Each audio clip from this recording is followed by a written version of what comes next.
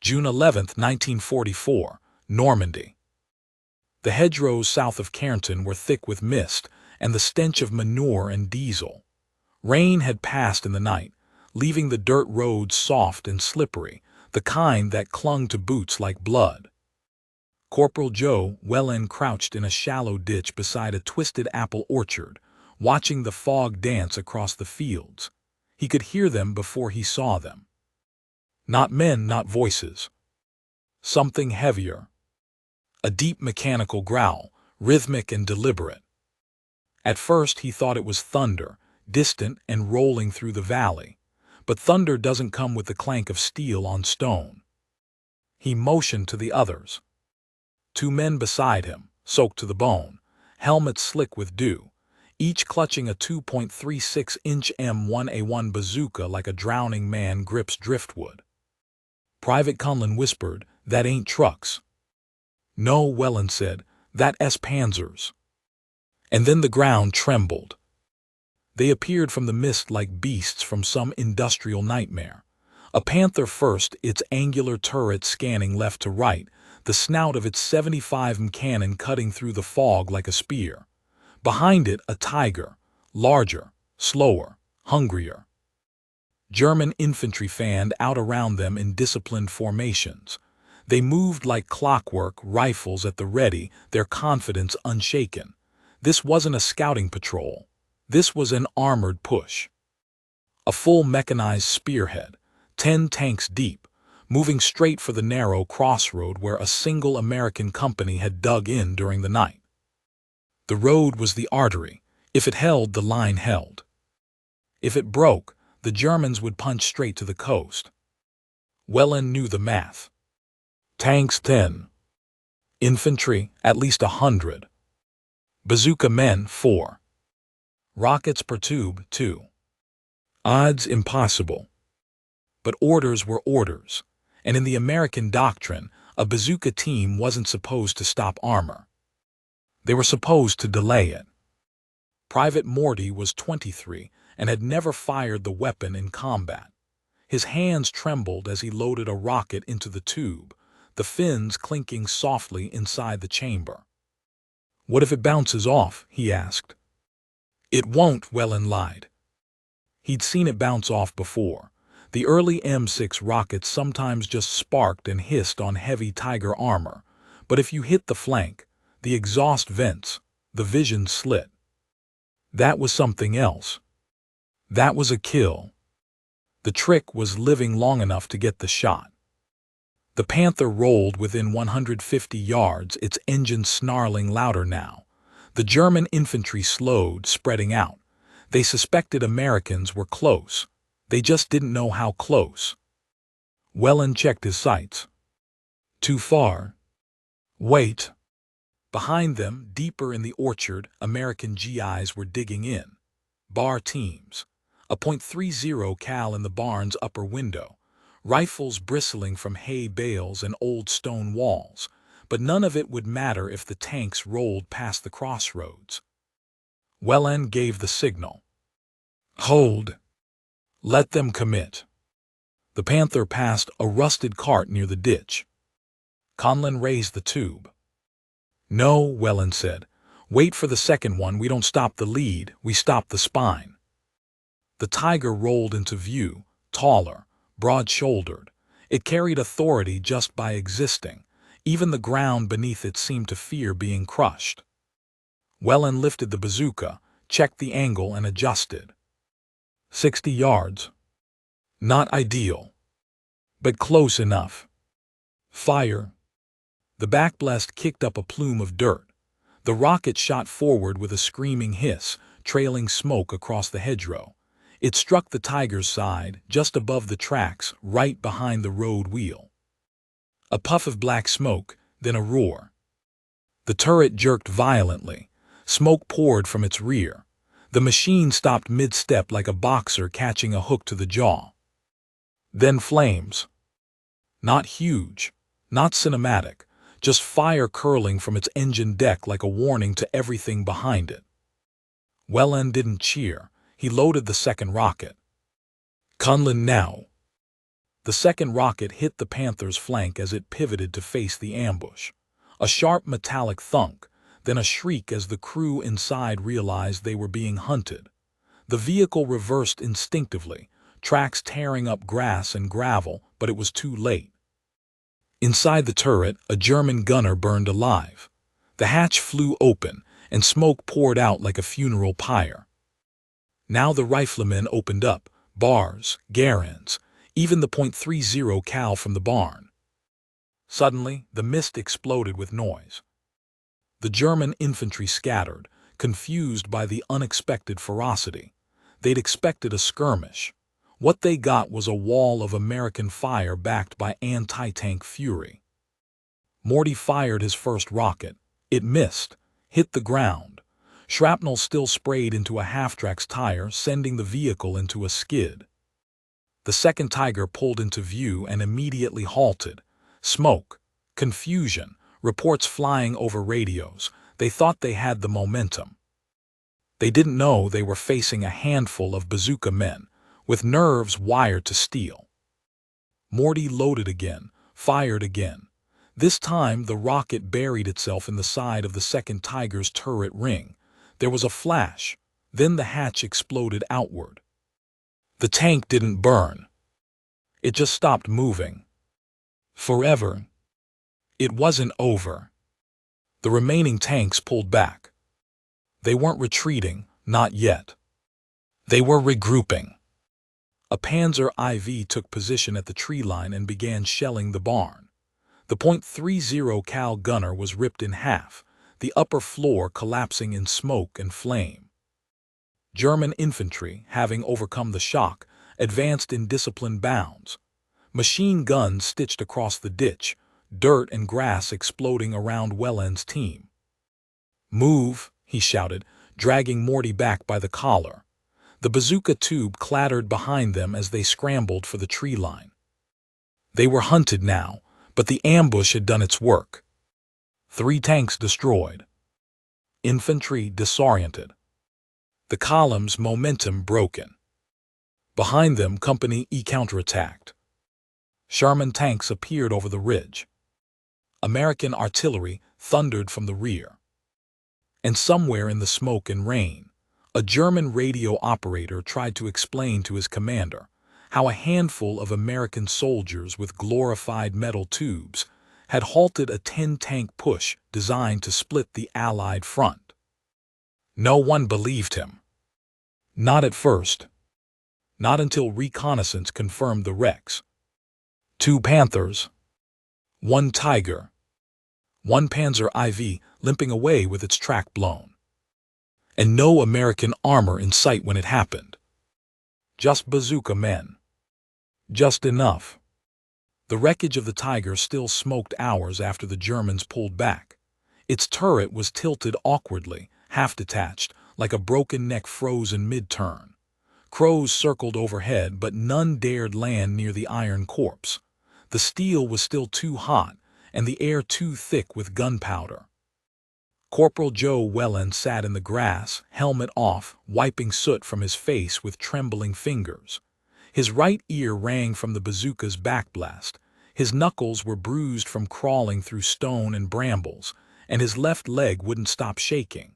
But he was alive. Morty crouched nearby, rubbing his shoulder. "I thought we were dead." "You weren't wrong," Welland said, voice hoarse. "But that's the point." Their captain arrived minutes later, boots slick with mud, eyes sharp. He didn't ask for reports. He had already seen the burning armor on the road. "You held them," the captain said.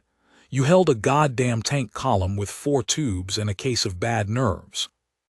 Welland looked up. "Did we?"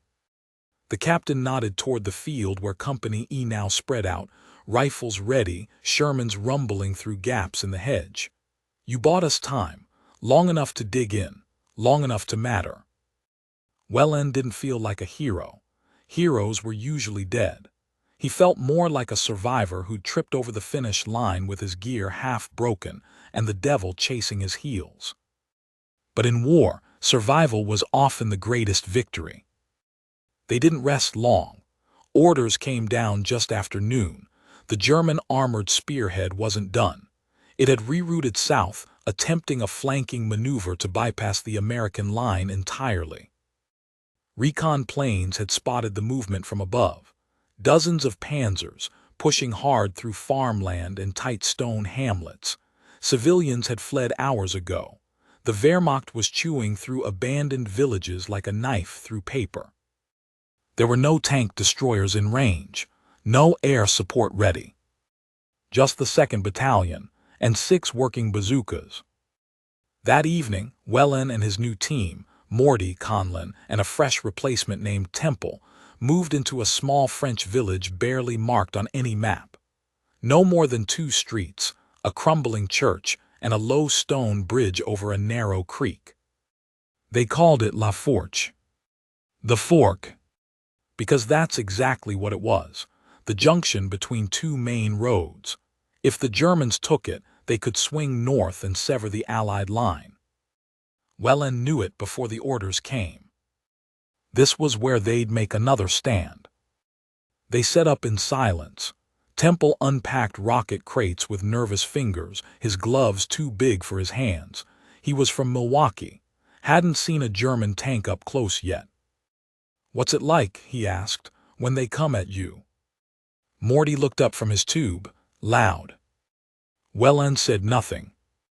They positioned themselves behind hay carts, inside cellar windows, behind a cracked cemetery wall that offered no real cover but felt better than nothing.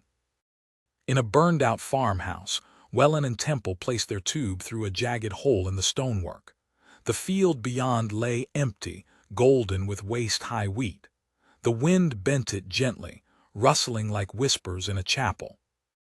And then around 17:00, the wind changed. First came the sound, a deep mechanical thrum from the east, not one engine but many, rolling together in disharmony like a drunken orchestra. Then the crows fled. Then came the tanks. 2 Panthers in the lead, a Jagdpanzer IV behind them, flanked by 2 SD, KFZ, 251 half-tracks loaded with infantry. They moved slow, careful. The Germans had learned. This wasn't like Kärnten. They weren't expecting a clean push anymore. They were expecting resistance. But they weren't expecting what Wellen's team had prepared. The first bazooka round came from a cellar window.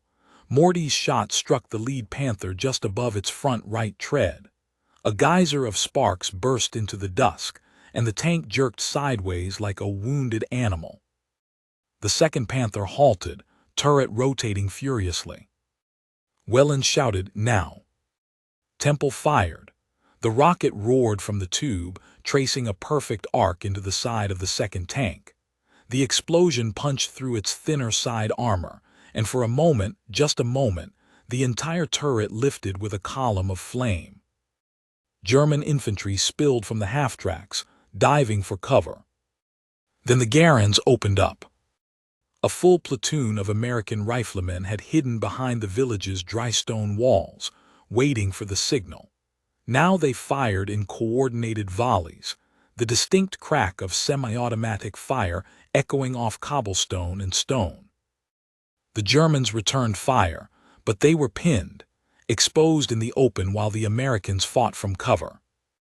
The Jagdpanzer reversed quickly, trying to reposition. Wellen took the opportunity. He slung his tube onto his shoulder, lined up the silhouette against the field, and fired. The rocket arced low, too low, and hit the tank's lower skirt. It didn't explode. Dud. He didn't wait.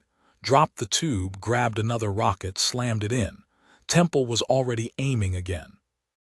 The 2nd shot hit the lower hull, right where the armor sloped inward. This time the explosion was clean. Fire burst from the tank's rear vents, black smoke trailing like a funeral flag. The rest of the German column hesitated. A captain barked over their radios, ordering the infantry forward to press into the village and clear it out. They tried, but every alley was a kill zone. Every window held a muzzle. Every wall hid an American with a rifle or worse, a bazooka. Morty's third rocket struck a half-track, flipping it onto its side. The survivors crawled out only to be cut down by bar fire. One Panther managed to reverse and begin shelling the farmhouse. Chunks of stone exploded inward. Wellen and Temple scrambled out as the roof collapsed behind them. They dove into a garden trench, just as another shell turned the kitchen to ash. Wellen gasped for breath, ears ringing. Temple stared at him, eyes wide. That was too close. Not close enough, Wellen muttered. They weren't just surviving anymore. They were bleeding the enemy. By nightfall, the field was a graveyard of steel. 4 tanks lay smoking, 2 half-tracks destroyed, over 40 German infantry dead. And still La Forge stood. Not because of artillery. Not because of air support. Because of a handful of Bazooka men who knew how to fight from the dirt, who waited for the perfect shot, who didn't run when the machines came. In a barn lit only by a lantern, the platoon regrouped. Wellen lit a cigarette with hands that wouldn't stop shaking. Captain Ames entered, covered in dust, his helmet dented. You're holding the line tomorrow, too. Wellen nodded slowly. Same team. Ames nodded. Same war. Morty laughed bitterly in the corner. Guess that makes us professionals now. But no one was laughing for real. They knew the armor would return. Maybe not tomorrow. Maybe not with Panthers. But it would come. And all they'd have again was courage, cover, and a bazooka. At dawn, the fog was thicker than it had been all week. It blanketed the earth in stillness, muffling sound and swallowing movement like a blanket pulled over the eyes of the dead. The fields around La Forge were silent now, broken only by the soft crackle of smoldering steel. Charred husks of German armor lined the roads like statues of rusted defiance. Corporal Joe Wellen didn't sleep. None of them did. He leaned against a crumbling brick wall near the churchyard, eyes bloodshot, jaw clenched. He'd kept watch while Morty and Temple dozed in short shifts under burlap. His ears had gone half-deaf from blast shock, but he could still hear what he needed to: engines, footsteps, trouble. He had a sixth sense for it now, like an animal that had been hunted long enough to feel danger in the marrow. Captain Ames returned just after first light with a map and orders. "Recon says they're trying again," he said, squatting beside Wellen, spreading out the paper over a crate. "This time, they're hitting St. Mitchell Crossroads 5 kilometers south, and we're being rotated in." Wellen didn't answer. He simply stood, stretched, and began gathering the rocket tubes. "How many?" he asked. 4 tanks confirmed, probably more behind them. Half-track support infantry. They think it's the 2nd SS Panzer. Morty let out a low whistle. "Wonderful, Nazis in armor." "They think we're thin," Ames said, "so we're going to let them believe it." Wellen packed the last rocket into the carry tube and slung it over his shoulder. "How many tubes in position?" 5 teams, you're still the sharp end." Wellen looked down at the cratered road, the blood still dried in the cracks. "That's a hell of a thing." They moved by truck under cover of the fog, bumping down half-destroyed farm roads through empty villages. Locals had long since fled or buried themselves in cellars too deep for shells to touch. When they arrived at St. Mitchell, the Americans had barely begun digging in. Engineers were wiring mines along ditches. Mortar crews set up near hedgerows. A platoon of riflemen occupied what was left of the town's 2-block center, a cafe, a collapsed bell tower, and a slaughterhouse that stank worse than the tanks. The crossroad was little more than a wide intersection between a paved road and a gravel lane, but it was tactically vital, the only link between the German-held interior and the coast road the Americans had seized 2 days prior. If the Germans took it, they could turn the flank again. Ames pointed at a spot on the edge of the orchard. "You'll set up here, let them roll into the trap. Don't fire early, don't die fast." That had become the motto: not win, not kill. Just don't die fast. At noon, the sun tried to burn through the mist and failed. The air stayed cool and gray. Welland's team positioned themselves near an irrigation ditch at the edge of the orchard, half buried under brush and canvas. The town behind them was quiet but alive. GIs whispered in foxholes. Riflemen fingered trigger guards. Radios buzzed in clipped bursts. Welland counted his rockets, 3 per man, 12 total. 12 chances to stop a panzer attack before it reached the houses. It wasn't enough, but it never was. The tanks arrived just after 1. They didn't sneak. They didn't maneuver. They came like giants, crashing through the world with the confidence of the invincible. A Tiger in the lead, followed by 2 Panthers and what looked like an armored command half-track. Behind them came infantry, not in columns but in staggered squads spreading into fields and alleys, rifles sweeping. The town was quiet, too quiet. The Tiger paused at the intersection, its turret scanning. The command half-track pulled in behind it, its officer standing upright, scanning with binoculars.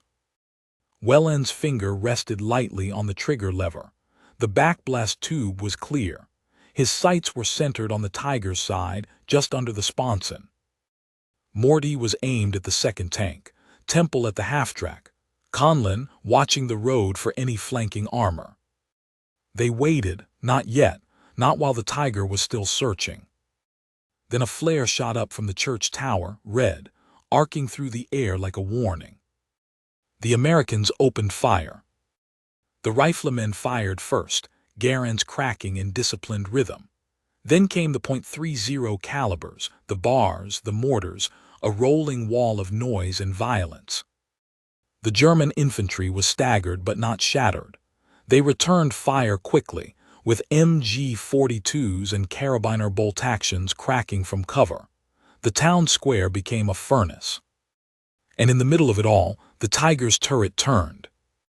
Welland fired. The rocket screamed across the intersection and struck just behind the left road wheel. The explosion rocked the tank. The track split like torn steel rope. The Tiger didn't explode, but it stopped. That was enough. Morty's shot hit the rear Panther on its side skirt. Not ideal, the rocket bounced, exploded against the wall of a nearby building, and showered the street in brick. Temple fired next. The rocket hit the command half-track's engine block, sending it lurching to a stop. The officer fell backward into the cabin as flames rose from the chassis.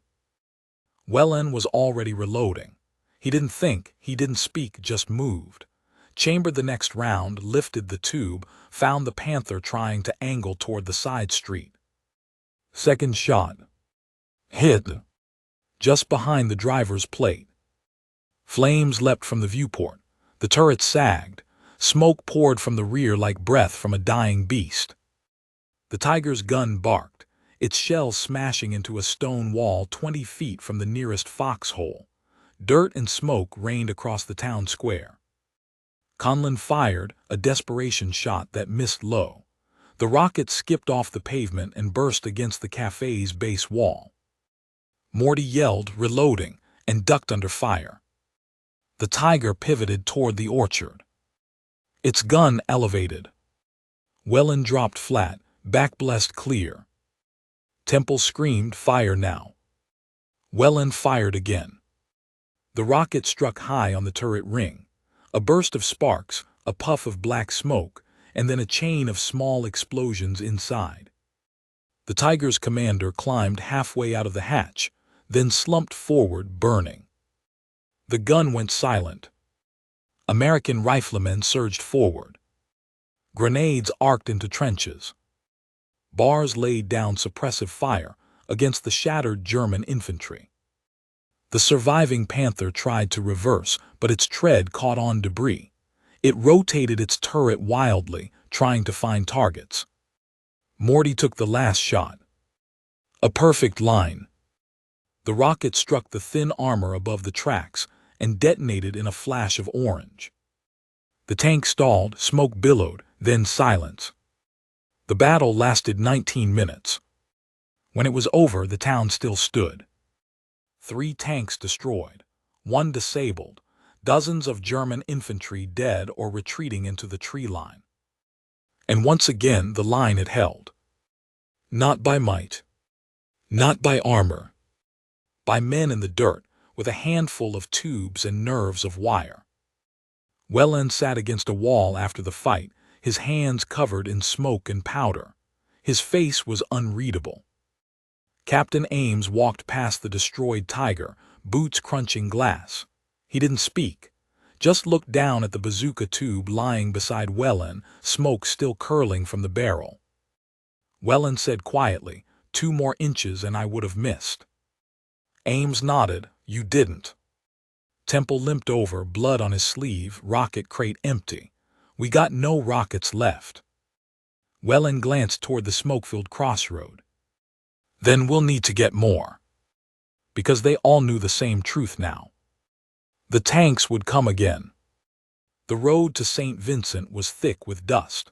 The rain had stopped 2 days ago, and now the French countryside lay dry and brittle like parchment ready to burn. Welland and his team rode on the back of a deuce-and-a-half, packed between crates of spare rockets and rations. No one spoke. They didn't need to. Each of them had seen enough. Morty kept fingering the ring on his left hand, a wedding band from a girl in Brooklyn. Temple stared at the sky, eyes half-glazed, rocking with the motion of the truck like a man floating between battles. Welland sat at the edge of the tailgate, boots hanging off, the bazooka across his lap. The metal was scuffed and scorched, the front sight slightly bent, the shoulder brace cracked at the hinge. He didn't care. The thing still fired. That was all that mattered. They reached St. Vincent just before nightfall. Another nameless village already battered by shellfire, its church leaning sideways like a drunk caught mid-stumble, the bakery roof gone, chickens still wandering through alleyways like they hadn't noticed the war yet. Captain Ames was already there, leaning over a map on the hood of a jeep with 2 other lieutenants. He looked up when Welland approached.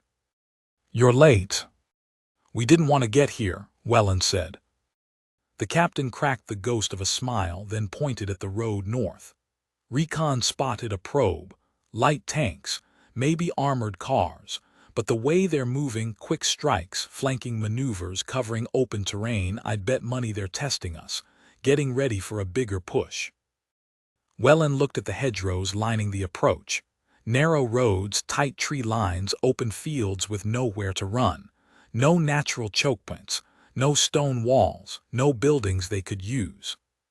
"So how do you want us to stop armor here?" "Same as always," Ames said. "Wait, ambush, get close, hit hard." Morty appeared behind them. "We're running low on rockets, only 6 usable rounds in our crate." "That'll have to do," Ames said.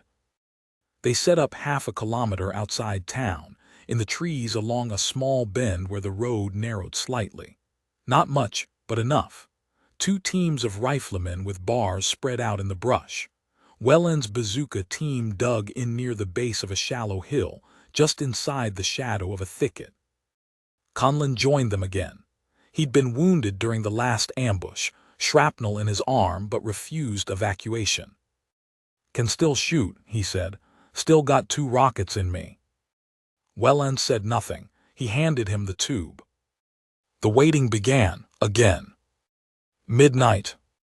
The sound came first, always the sound. The distant hum of treads on gravel, the faint grind of gears and idle engines. This time there were no Panthers. The Germans had brought SD, KFZ, 234 armored cars, fast, lightly armored and carrying 20 autocannons, scout vehicles, dangerous in the open, deadly in a flash fight. Behind them came light tanks, Panzer IIIs and IVs, fewer Tigers now. The Allies had bled those dry, but it didn't matter. A tank was still a tank. Welland waited until the first armored car passed the bend. Its gun was sweeping the trees, slow and deliberate. A spotlight cut through the undergrowth like a blade of light. "Wait," he said. The second vehicle, rolled into the kill zone. Now, Conlon fired. The rocket struck the engine deck. A bloom of fire erupted and the vehicle lurched, brakes locking, wheels scraping the edge of the road. Morty fired next. His rocket hit the lead tank square in the turret. It didn't penetrate, but it shocked the crew. The gun slewed upward. Temple fired high, but caught the side of the armored car. The blast tore through its paper-thin armor, and the vehicle folded inward, flames leaking from the seams. The road became chaos. German troops spilled from troop carriers, diving into ditches, firing blindly into the hedgerows. Muzzle flashes lit the brush, tracer rounds streaking like comets through the dark. Wellen reloaded in seconds, fired again. The rocket pierced a Panzer III's side armor and detonated in the crew compartment. Smoke belched from the turret ring. The driver never had a chance to reverse. The rest of the German column stalled. Not because they couldn't fight, but because they didn't know what they were fighting. Bazookas made no sound until it was too late. 1 second the road was clear, the next it was fire and screaming. Riflemen opened up next. Bars rattled, semi-auto fire crackled through the trees. The Germans returned fire with MG-34s, peppering the hedgerows with lead. One American was hit, a kid from Kansas, slumped over a root, not moving. No one had time to check him. Wellen fired his last rocket, hit a tank's track, snapping it like a length of chain. The vehicle twisted, tried to right itself, then collapsed sideways into a ditch. Morty shouted, "I'm empty." Temple, "Me too." Conlon shook the tube, dry. Wellen stared at the road. 4 armored vehicles burning, 1 crippled, dozens of German infantry still out there. He picked up a Garand from the ground and opened fire. They weren't tank hunters anymore. Now they were riflemen again. At 200 the Germans retreated. They left burning metal, shredded boots, twisted bodies behind them. The Americans didn't cheer. They didn't stand up. They stayed down, breathing dirt, hearts pounding, eyes scanning the night for movement. Only when the silence held did Wellen finally exhale. Temple sat with his back to a tree, smoke rising from his sleeves. "That's 3. Wellen looked over. "3 what?" "3 times we weren't supposed to survive." Wellen didn't answer. He just nodded slowly. The next day, Ames told them the line had shifted again. The Germans were falling back further. Their tanks were being pulled off the front to reinforce the retreat toward the Seine. "You think they're out of armor?" Morty asked. "No," Ames said. "I think they're running out of time." Wellen said nothing. He knew the war wasn't over. But he also knew something else. Every German tank commander now knew there was no such thing as an easy breakthrough. Every armored push now risked meeting 4 men in a ditch with rocket tubes. And if they weren't stopped, they'd be slowed. And if they weren't slowed, they'd die trying. The Seine was behind them now. The German line was in retreat, falling back toward the Ardennes. And for the first time since the breakout from Normandy, the Americans weren't holding ground, they were chasing. The roads were wrecked with cratered asphalt, and still littered with rusted tank husks, many of them still smoldering from past ambushes. Bazooka teams now traveled in pairs of jeeps, leapfrogging through towns like chess pieces placed with deliberate patience. It was late August, and Corporal Joe Wellen had stopped wondering whether he'd survive the war. Now he just wondered how many times he'd have to stare down a tank barrel before someone finally did the math and called him home. They called the route they were riding Ambush Alley. It wasn't on any map, just a nickname passed between platoons, because that's what the Germans had started doing now, pulling back to narrow lanes, waiting for the American lead column to pass, then hitting them with Panzerfaust teams or dug-in tanks firing point blank.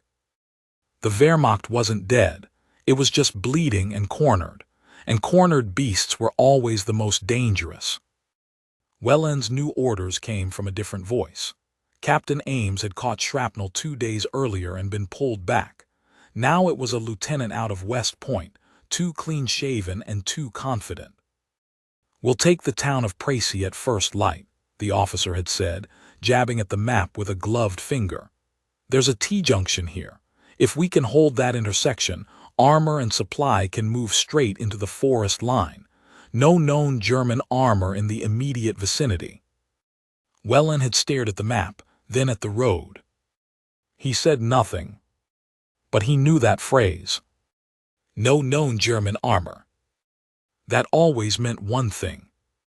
They didn't know. Précy was a single-road town. Cobblestone streets, a schoolhouse, a church missing its bell, and a line of brick rowhouses that looked identical in every direction. The perfect place for an ambush.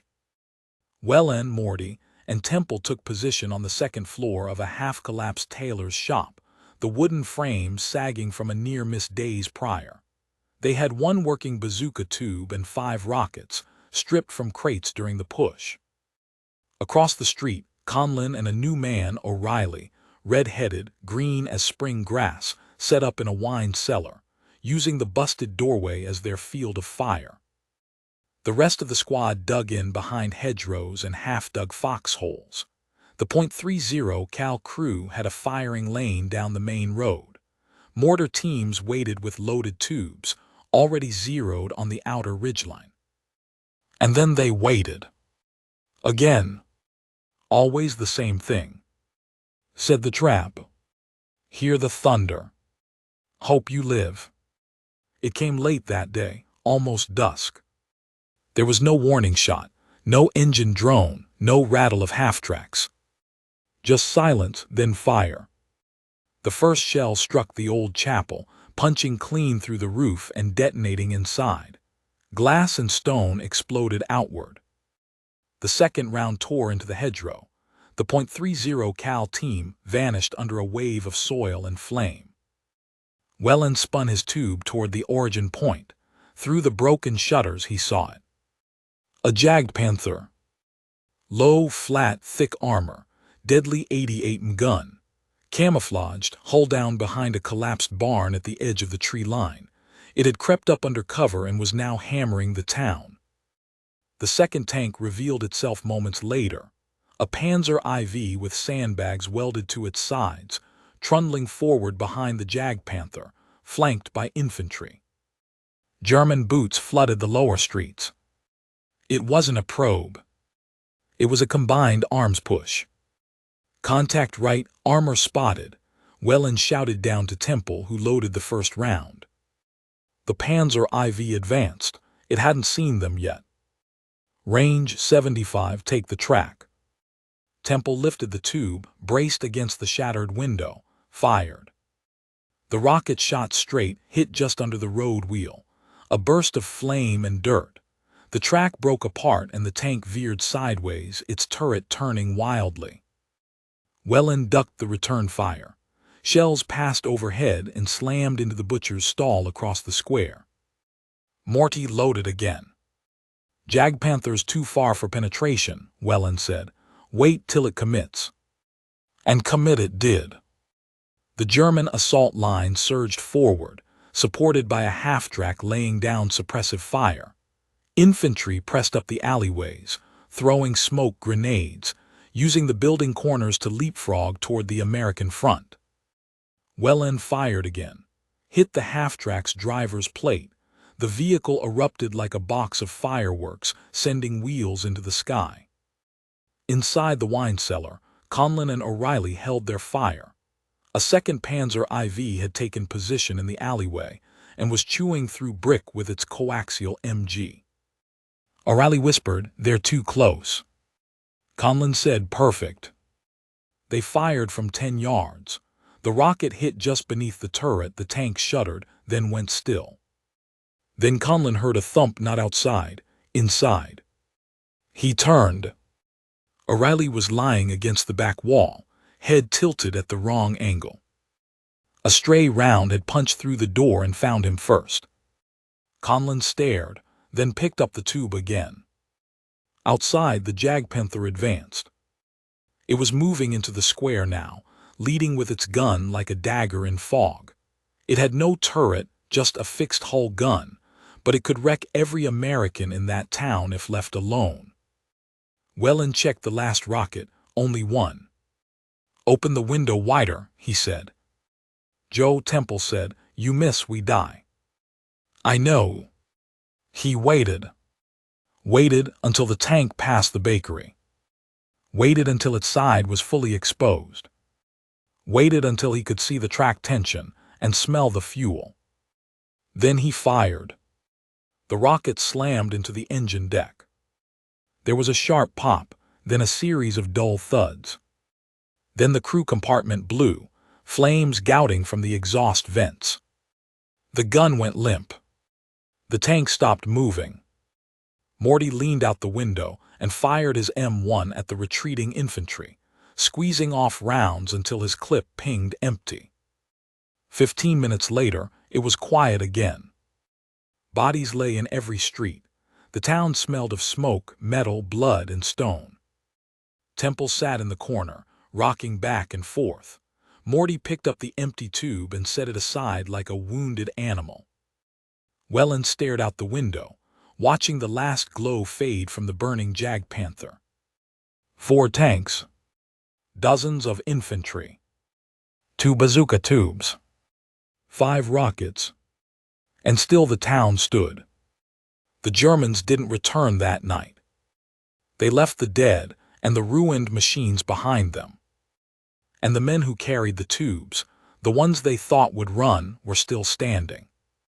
3 days after Précy, German command pulled back 20 kilometers along the western axis, not because of the terrain, not because of artillery, but because 2 Jagdpanthers and 4 Panzer IVs never reported back. Field dispatches from Wehrmacht reconnaissance noted a disturbing trend. Forward armor groups were being systematically picked off by light American infantry with superior anti-tank tactics. By the time those reports reached divisional HQ, the legend had already started to grow. Tales of ghost gunners on rooftops. Single shots that cracked open tanks like eggs. Columns stopped cold by invisible fire. In truth, it was just a handful of men with enough guts to hold their fire until the moment that mattered. At a field hospital outside Chartres, Temple sat on a cot with his leg in a splint, eyes distant.